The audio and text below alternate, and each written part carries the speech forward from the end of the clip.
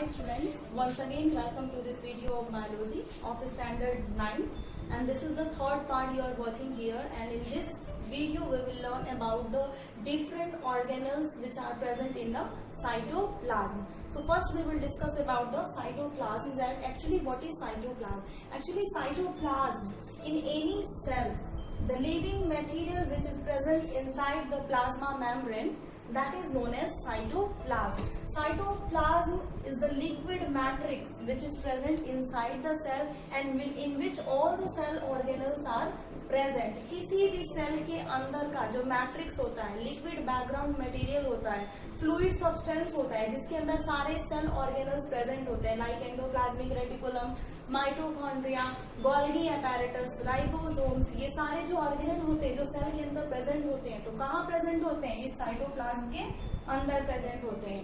और इस साइटोप्लाज्म का जो मेन फंक्शन होता है वो सारे सेल ऑर्गेनल को के अंदर का जो मटेरियल्स होता है वो एक दूसरे को ट्रांसपोर्ट करने का, या फिर मेटाबॉलिक एक्टिविटीज जितनी भी होती है सब इस साइटोप्लाज्म में होती है, और जो ऑस्मो रेगुलेशन होता है वो भी साइटोप्लाज्म के अंदर होता है. मतलब cytoplasm is the very important part of the cell in which all the cell organelles are present, और सेल ऑर्गेनल के अंदर जितनी भी फंक्शंस होती है वो सारे के सारे साइटोप्लाज्म के अंदर इंक्लूडेड है. तो सबसे पहले हम पहला सेल ऑर्गेनल के बारे में डिस्कशन करेंगे, that is known as endoplasmic reticulum. Actually endoplasmic reticulum is present both in prokaryotes and eukaryotes. Mostly ये यूकैरियोट्स में प्रेजेंट होते हैं, प्रोकैरियोट्स कुछ ही प्रोकैरियोट्स में प्रेजेंट होते हैं.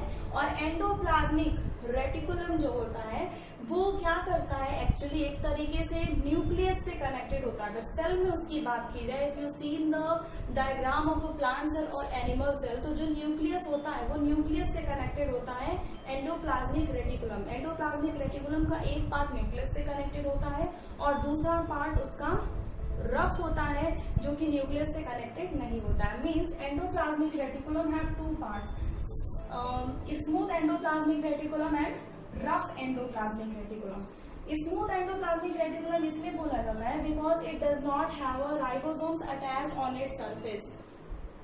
ये जो होते हैं एक्चुअली स्मूथ एंडोप्लाज्मिक रेटिकुलम के ऊपर एक स्पोर छोटा छोटा स्ट्रक्चर होता है, वो प्रेजेंट नहीं होता है, एकदम स्मूथ होता है, इसीलिए उसको स्मूथ कहा जाता है. और रफ वाला जो एंडोप्लाज्मिक रेटिकुलम होता है उसके ऊपर छोटे छोटे स्मॉल पोर लाइक स्ट्रक्चर होते हैं जिसे हम राइबोसोम्स बोलते हैं. ये इसके ऊपर अटैच होते हैं और ये राइबोसोम्स न्यूक्लियस में मैंने बताया था कि जब भी राइबोसोम्स की बात की जाए it means there is the synthesis of protein, और जब भी प्रोटीन की बात की जाए it means there is the synthesis of ribosome. मतलब कि अगर स्मूथ एंडोप्लाज्मिक रेटिकुलम के फंक्शंस के बारे में बात की जाए तो it helps in the preparation of lipid, और you can say manufacturing of lipid. And rough endoplasmic reticulum synthesize the protein.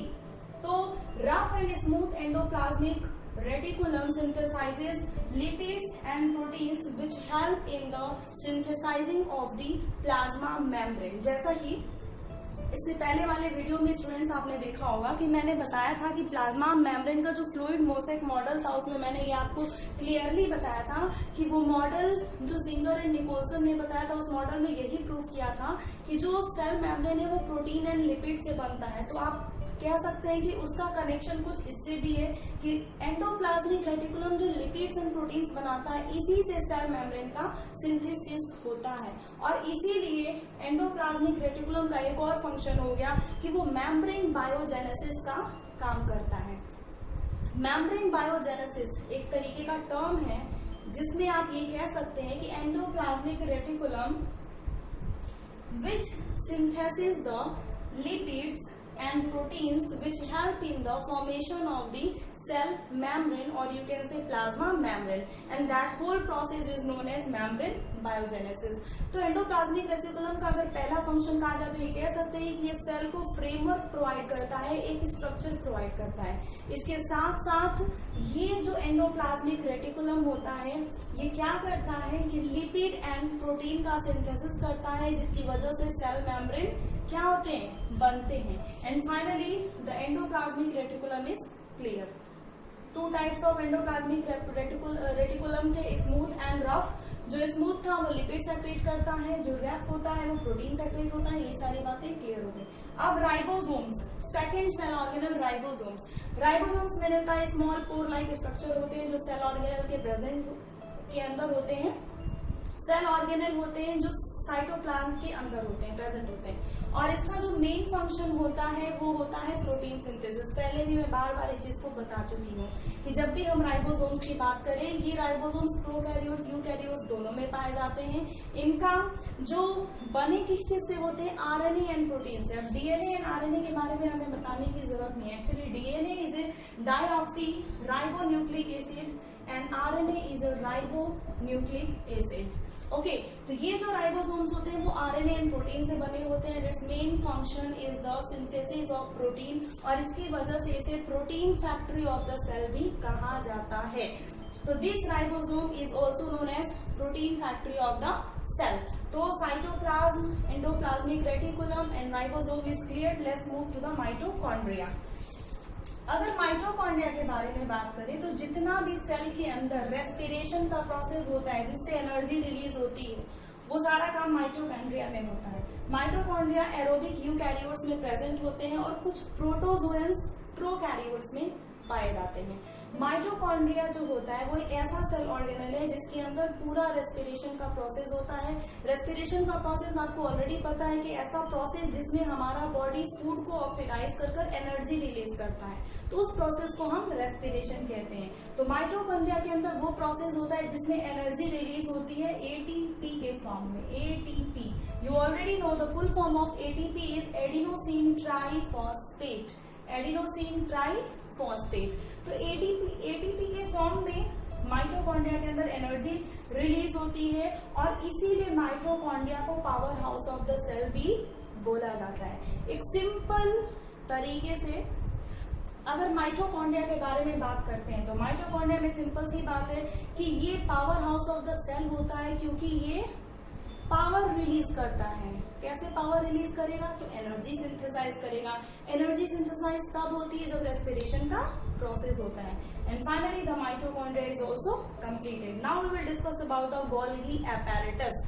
ये जो गोल्गी apparatus है, ये प्लांट में इसको डिक्टियोसोम्स बोला जाता है क्योंकि जो गोल्गी apparatus जिसको गोल्गी बॉडीज भी बोला जाता है, प्लांट्स में कई सारा छोटा छोटा नंबर में प्रेजेंट होता है पर एनिमल में एक ही होता है। ठीक है, तो प्लांट में इसको डिक्टियोसोम्स के नाम से जाना जाता है और एनिमल में गोल्गी apparatus से।